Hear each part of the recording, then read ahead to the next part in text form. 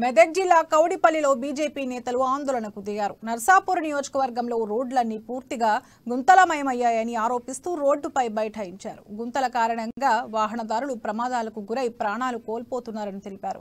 గర్భిణీలను ఆసుపత్రికి తరలించేందుకు అంబులెన్స్ కూడా రాలేని పరిస్థితి ఉందని వాపోయారు. స్థానిక ఎమ్మెల్యే మదన్ రెడ్డి నియోజకవర్గాన్ని అభివృద్ధి చేయడంలో పూర్తిగా వెనుకబడ్డారని నర్సాపూర్ మున్సిపల్ చైర్మన్ బీజేపీ నేత మురళీ యాదవ్ విమర్శించారు.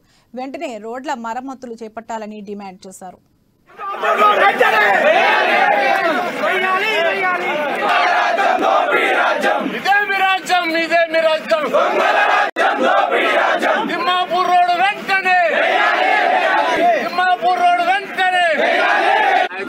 తిమ్మాపూర్ నుంచి రాజపేట రోడ్ గుర్తొస్తుంది. ముఖ్యమంత్రి గారు ఫామ్ హౌస్ చుట్టూ డబుల్ రోడ్లు వేస్తారు, కానీ ముఖ్యమంత్రికి దగ్గరైన మదన్ రెడ్డి చెప్పుకోవడానికే దగ్గర, కానీ అభివృద్ధి చాలా దూరం ఉంది. కాంట్రాక్టర్లకు ఎక్కువ పర్సెంటేజ్ అడిగి ఇవాళ రోడ్ల పనులు చేపట్టడం లేదు.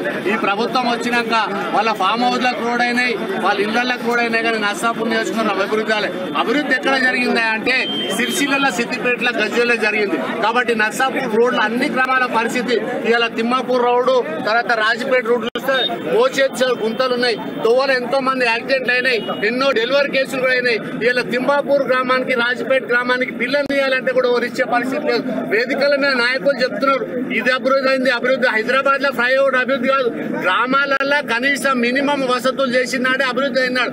తెలంగాణ అభివృద్ధి అయిందంటే వాళ్ళ